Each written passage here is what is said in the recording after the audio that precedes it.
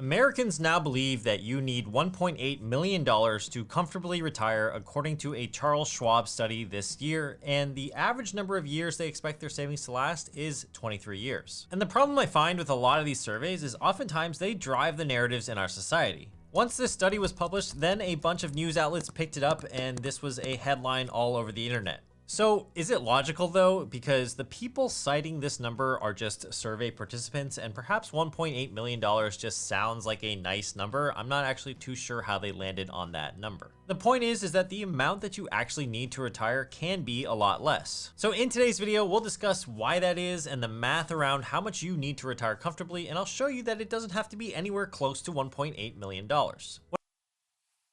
Yeah, so that's definitely a pretty big number for a lot of folks. We actually recently looked at some data on median net worth by age group. And so if folks recall seeing that video, none of the age groups had hit even $1 million. Technically, none of them even hit half of $1 million.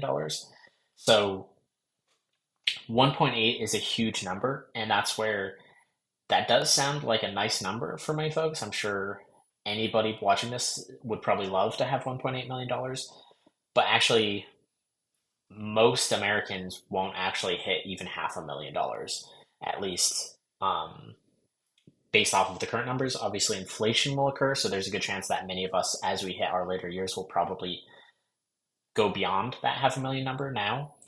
Um, but if you account for inflation, probably not. And so 1.8 is almost four times the amount that the average American actually has saved by the time they get to retirement age, or at least their net worth by the time they get to retirement age. And so I think already that raises a red flag as this is probably an unrealistic number by a number of factors. So you likely don't need that much because probably everybody you ever met probably has retired with less money than 1.8 million. So that alone should probably tell you that this is easier to do. I'm sure he's going to go into details here, but there's other mechanisms for retirement as well, just then, like net worth or pure savings. You could have Social Security, for instance. Maybe you could have a pension or some other benefits that you have. There's also like Medicare and things like that that kick in at certain ages. And so maybe even what you're estimating for healthcare could be less. And so what I expect for most folks who are probably filling out this survey is they might be younger than 65 and they're thinking about their current costs and how much they would like to feel comfortable. And they still might be paying off student loans, maybe student loans and a mortgage, maybe and credit card loans, and potentially have full priced healthcare expenses. And so that's going to make you think it's going to be a very big number, but actually, on the bright side, hopefully we will have paid a lot of those things by the time we get to older ages, and some of those benefits that we've been paying into will actually be paying us back, like Social Security or Medicare, by the time we get to retirement age. When it comes to your ability to retire and what your nest egg should be, it's entirely dependent on how much you're spending in retirement. If you ask Fidelity how much that is, they'll actually say that you should plan to spend about 80% of whatever you're making annually in retirement. That means if you make $100,000 in salary per year, very good, you should plan to spend about $80K per year in retirement. If you're even more conservative though, and perhaps you make even a higher salary, Fidelity says that you should plan to spend around 55 or maybe even 60% of what you were making in retirement. But the crazy thing to me is that according to the data as of 2 years ago, the median retirement account balance in the US for somebody aged 65 to 74 was around $200,000. Yeah, so that's a pretty big discrepancy. So again, if the median individual who's 65 to 74 has a net worth, I think in that video it was around 365,000. A portion of that's going to be your house, your car, other stuff. So it makes sense that the actual money that they have in their bank account or in a retirement account is going to be less than that number. And so this 200K is very low in my mind, for what people should have, but it does make sense in the context of how much the average American is actually saving, which is unfortunate because the other number that he highlighted was at the beginning was 1.8 million is how much folks thought they were going to need for retirement. but they also highlighted that they thought they were going to need 23 years of spending in retirement. And so 200K is not 23 years of spending. Obviously, that would be less than 10K a year, and definitely the vast majority of us spend more than 10K a year to live. So that's a very unrealistic number. And so certainly I think most folks should be saving more for retirement, but 1.8 million is probably too high of a number for folks to be expecting. For those that were 75 and older, it was actually $130,000. Both of these figures are very far away from the $1.8 million needed. Now, in addition, 82% of adults over the age of 60 reported doing at least okay financially, so clearly that shows us that there's some sort of difference between what Fidelity recommends, what the articles are saying, and how the average American is actually doing. When it comes to how much you need to retire, it's very dependent on how much you plan on spending, as well as any other income sources you might have. So one interesting point that he made was actual retirees are saying that they feel mostly good about their retirement. And I think that's great. I do think that reflects that likely we do need less money. One thing I would caution again on that, one, these are self-reported numbers, and two, a good chunk of the folks who are in retirement age are still going to be in their healthy years. Because if you think about the average life cycle for an individual, we start to age and then potentially we start to lose some function and we might not be going out as much. And so that's where we might need even less money if we're just staying at home or with family and we're not going on these luxurious travel destination or going out and doing a lot of frivolous things with our money. We've potentially already done those things to a satisfactory level, or we're old enough that we don't want to do them at all. And so that can drop spending when you're in your healthy retirement years, but your spending is also going to drastically increase as you get closer to end of life. And that might not be accounted here because I don't know how many folks who are in their last year of life, potentially already in the hospital or a nursing home, were filling out this survey that they had. And so this might be like selection bias or survivor bias to another extent of the folks who are healthy enough and paying attention to these surveys are probably in their lowest spending years of their life. And the folks who might be in trouble by some of these numbers are potentially older and not paying attention to this or able to reply.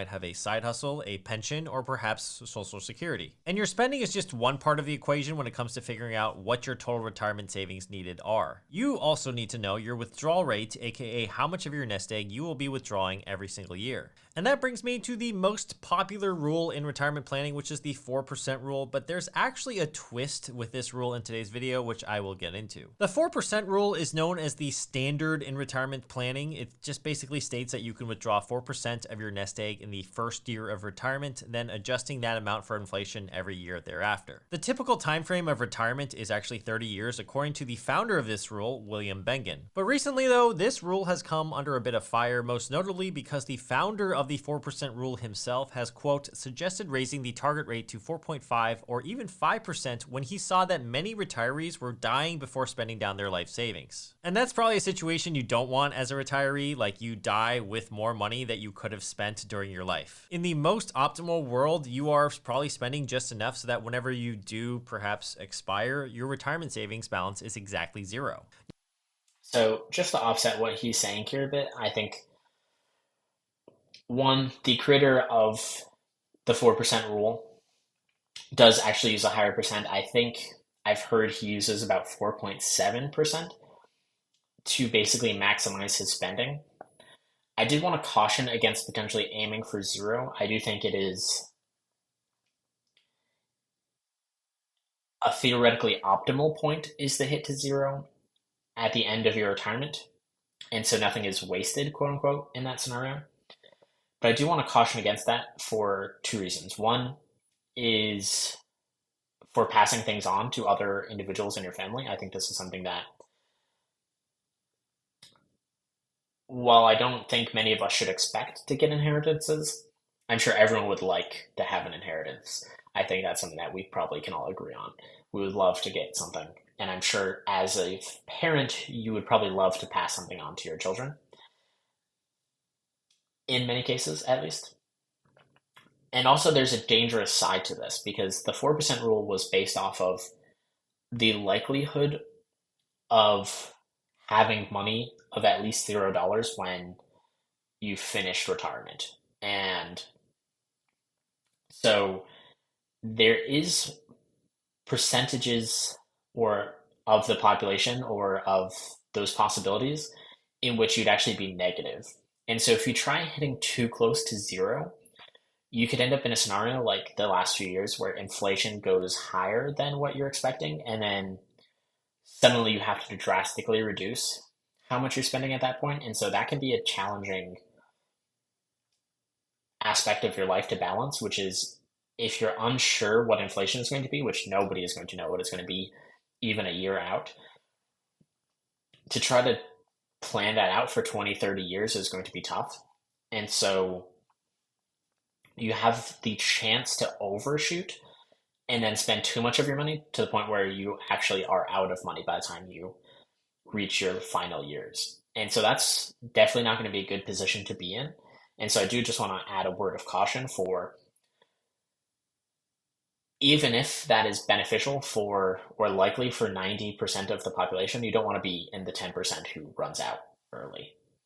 Now, that's if you want to be hyper optimal. Of course, there's going to be those people that save a bunch of money and never spend it so that they can pass it on to their kids, their families, their trust fund, whatever, etc. So Bengen started to notice that retirees were dying before spending down their savings, and when he examined it closer, he said that, quote, that he created his 4% rule based on an imaginary investor who retired in October of 1968. That person ran into a terrible perfect storm of bad stock market returns and very bad inflation.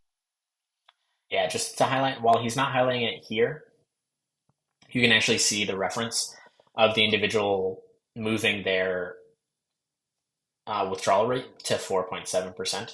So again, this individual is going a little bit riskier. And what he's highlighting is that he had run this study based off of a series of years over history and looking at historical returns. And so some of the scenarios where this fails is in the really, really bad cases, which could include like the Great Depression and maybe the dot-com bubble and maybe the 2008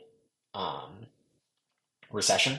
And so this could be like somebody who perfectly timed the market in the worst way possible could be in here. But because you don't know whether you are that individual or not, I think that's unrealistic to encourage folks to increase it because you don't know if there's going to be a recession 6 months from now or 12 months from now when you start early into your retirement. And so you're only going to know whether you timed it properly years down the road.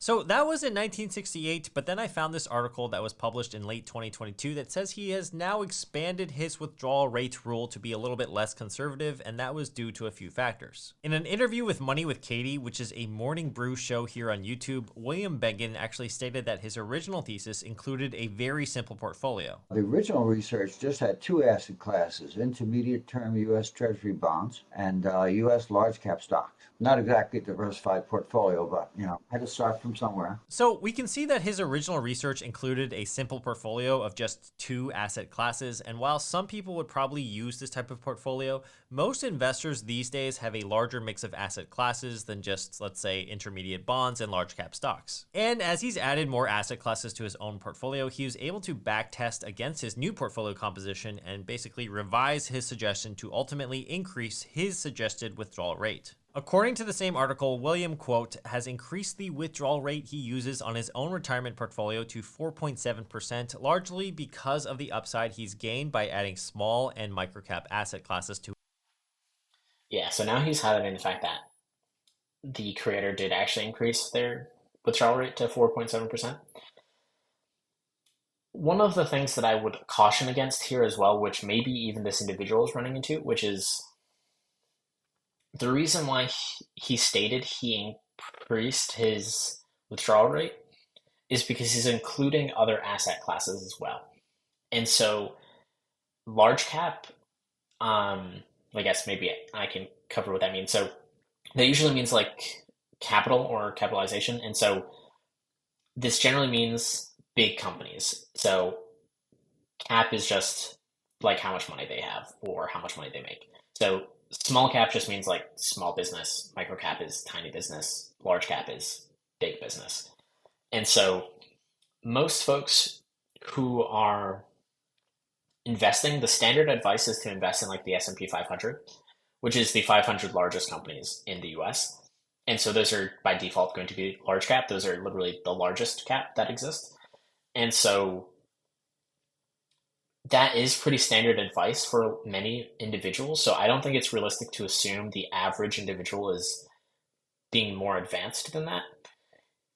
And while I do agree with this individual's stance of including more asset classes, I think generally speaking, the more diversified you can be, the more likely you are to get the average return, which is actually better than what many folks get from actively trying to manage their portfolios. But I don't know if that should make you believe that you're going to have a higher return than other folks, which this individual seems to be under the impression of. To his portfolio. He has also said that, quote, right now I use 7 asset classes, including 5 in stocks, cash, and treasury bonds, and I think it tracks closer to what a sophisticated investor would use. So, yeah. So for most folks, I don't think you should reference what a sophisticated investor would do. And again, I think time and time again has generally proven that the more confident you are about your investing ability, the worse off you're probably going to do, I would say, except for maybe Warren Buffett. But there does have to be an exception to the rule. And if you are not Warren Buffett, then you probably should just assume average returns and do what the average person would benefit the most from.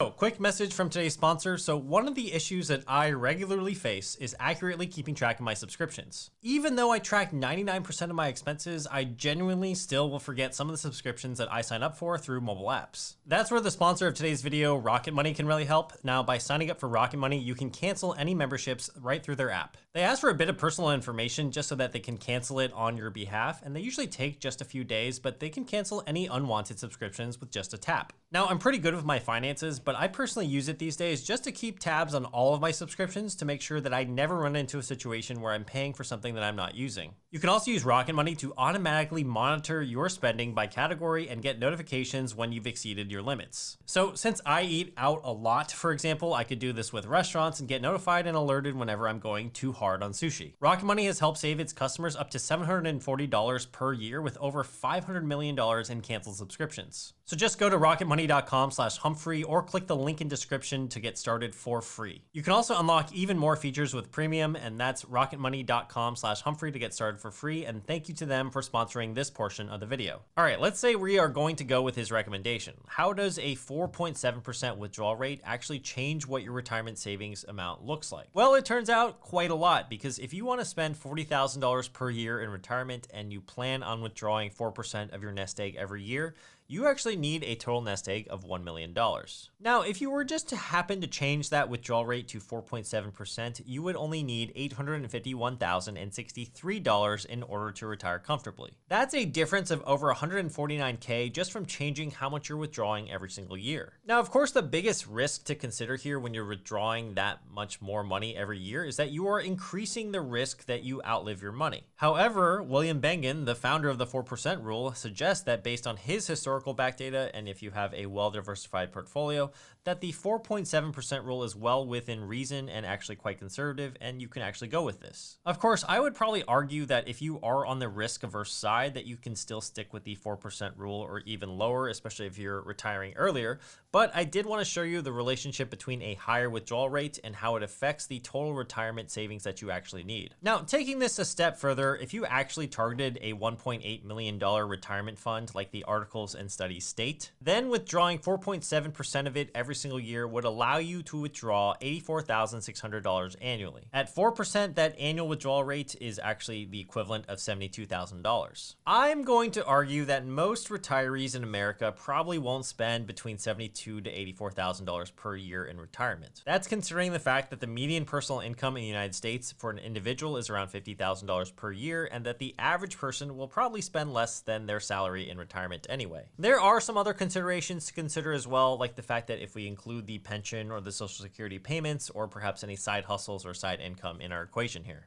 According to the Social Security Administration, the average retirement benefit, so how much somebody gets paid every single month, at least in January of 2024, was $1907. Let's actually round that down to $1,800 per month in Social Security, just to be somewhat conservative here, and that's still $21,600 per year that's provided to you by the government and will therefore reduce the total amount that you actually need as your nest egg. So back to our original example there, if you want to spend $40,000 per year in retirement, but you're actually getting Social Security or a pension to the tune of $21,600 per year, that means you need to spend roughly $19,400 of your nest egg on the first year. So at a 4.7% withdrawal rate, you would need your retirement savings to be around $412,000. Of course, a lot of you guys in the comments will probably come at me and state, well, we don't really know if Social Security is still going to be around by the time we retire. And oh, Social Security benefits decrease the older that you get. Yes, I am aware both of those are true, but I am merely showing you that if you have some extra income, how it can affect the total amount that you actually need to retire. My main goal here is to actually debunk the article and the Schwab study that says that you need $1.8 million to retire comfortably, because for a lot of you guys, you can do it for a lot less. Now, another big goal for a lot of you guys out there is going to be early retirement. Now, in that case, the earlier you want to retire, the more money that you will need, since you need to live off of that amount for even longer. So what I like to do for fun, and also what you can do, is to use a website like Networthify's calculator to figure that out. If we simply play around with it, you can see that someone with the current annual income of $75,000 and a 70% savings rate can retire in 7.1 years, starting with a zero portfolio balance. As soon as you turn that savings rate down to 50%, we're looking at 12.1 years, and then at a 20% savings rate, it'll take you much longer to get there, 26.7 years. As your savings rate increases by 5% incrementally, the number of working years you need until retirement will actually go down. Now, you can see with this table here, this actually assumes the 4. So something I'm going to highlight here. So he was just about to say that point of this assumes the 4% rule. And the original creator of the 4% rule didn't intend for it to be used for folks who are retiring early. So if you're somebody who's trying to retire early, especially with some sensationalized influencers and other folks who are kind of highlighting that they've retired in their early 30s, potentially, that's a drastically longer time frame for retirement than you would normally expect. That's potentially like 60 years of retirement that you're planning for. And so the 4% rule was ensuring that you at least had $1 by the time you died if you retired at the normal, like 65-year age. And so the 4% rule was assuming that you could get as close to basically $1 as possible. And if you have a longer time horizon, then obviously you don't want to have $1 after 30 years if you retire at the age of 30. So commonly people reduce this number to like 3%, give or take, if you're looking for a much longer retirement horizon. Percent withdrawal rate rule, but you can see that at a savings rate of 10%, it will take you around 51 years until retirement. It really starts to get good and shorter at a 65% savings rate, where you can retire within a decade. But if we take a look at the average American savings rate in the US, it's actually 4.5%. So that actually shows us that retiring in America is extremely difficult unless we increase our savings rate. Yeah, so I think that's a great point that he's bringing up here, which is most Americans save less than 5% of their income. And you can even see from this chart, that would take you 66 years of working to technically even a little bit more, because that's assuming it's 5% rate. So it would take you almost 70 years to retire if that's how much you're saving, to completely replace your salary at that time. Now, obviously, most folks are probably going to spend less money than they do while in their working years. Maybe they paid off their mortgage, maybe paid off student loans or other loans. So they might not need to hit to that point, but it does highlight how hard it is to actually save for retirement if you're saving such small numbers. He did highlight pretty big numbers here where things get interesting, I think is how he phrased it, of 60%-ish gets you there in like 12 years, and 65 is like 10 years. And those are huge numbers, especially if you compare that to less than 5%. That's drastically more savings than the average person is doing. A simple trick that folks can use in order to help boost their savings rate sizably is, let's say that you are an individual who's just barely making ends meet, and you're saying to yourself, there's no way I'm not even saving 5%. I can't possibly save for retirement at this point in time. Even for somebody who's in this tough situation, you're likely going to get an increase at some point in time, hopefully from your current employer. But if you're not getting raises from your current employer, you should definitely find a new employer. Um, and then you can save a pretty sizable chunk of your raise. So you could even easily save something like 50% or 60% or 70% of your raise, because that's such a small portion of your current salary. So like, let's say, I think you highlighted 50K at that point. And so if you're getting like a couple percent raise, like a 2% raise, that's like $1,000 extra a year that you're making. And so obviously that's a pretty small portion of your overall salary. And it's extra money you didn't have before. And so even if you saved half of that, that would be like $500 a year. If you do this year in and year out, raise after raise after raise, you'll actually increase your average savings rate and move it closer and closer to 50% the more you make. Because obviously, if you get a raise that increases your salary, eventually you're going to get to a higher and higher number. And if you're saving 50%, then you're kind of averaging a 50% savings rate for your raises with like a 0% or 5% savings rate for your initial base salary. And so this can be a simple way to drastically increase your savings rate just by taking advantage of the fact that you've already been living off of less. And so if you just try to make the hard decision right away when you get that raise and you don't allow your lifestyle to creep up with it, that you can year after year move your savings rate up.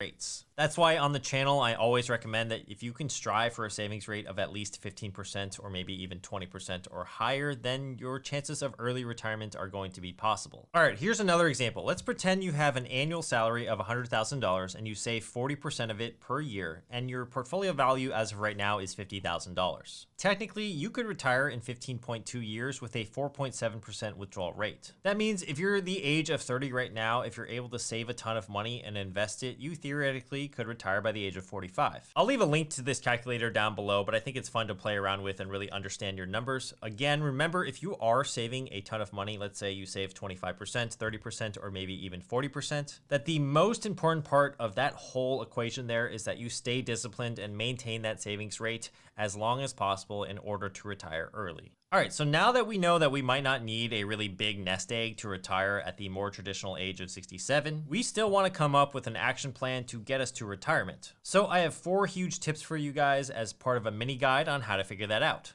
The first thing you must do is to define your retirement preferences and be flexible with how much they may change. So I would ask myself a question like, do you want to spend 20K per year or 40K per year or 60K per year? Or do you want a lifestyle where you can spend anything and not just have to worry? Once you figure that out, you want to reevaluate where you are every single year along the way, especially if you're trying to retire early. Things are always going to change, and we must be dynamic when it comes to what our retirement looks like, especially as our income might fluctuate or our expenses might fluctuate. Number 2, the second thing you must do is to avoid life decisions that actually derail your compounding, such as lifestyle creep. Avoid things like getting a crazy fancy new car or getting involved in some sort of get-rich-quick scheme that will kill your ability to retire early. Number 3, plan as much as you can, so both with investments as well as relationships and family decisions. For example, if you're retiring early, you should also consider that your retirement accounts can't be withdrawn until the age of 59 and a half without penalty. So if you're retiring at the age of 40 or 45, you actually need to consider where's your money going to come from before your retirement funds actually unlock. Another thing to consider is that your partner will play a huge role in if you can actually retire early because of their income. Perhaps that will be added to your income,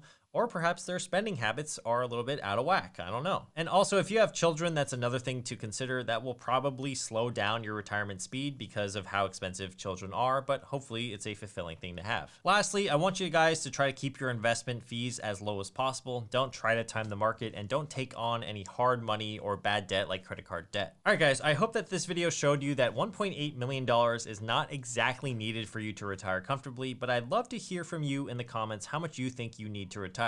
Make sure to check out my free newsletter, Hump Days. I will link that down below. And if you're interested in my next video, I will leave it up right here. It's how to retire as early as possible, starting with $0. So hopefully I'll see you guys in that video or a future one on this channel. All right, peace. I think those last 4 tips that he actually shared there were actually very useful. So do keep those in mind. Hey guys, so in this video, we're going through the watching, and if you liked what you saw, please hit like or subscribe, and I will see you around.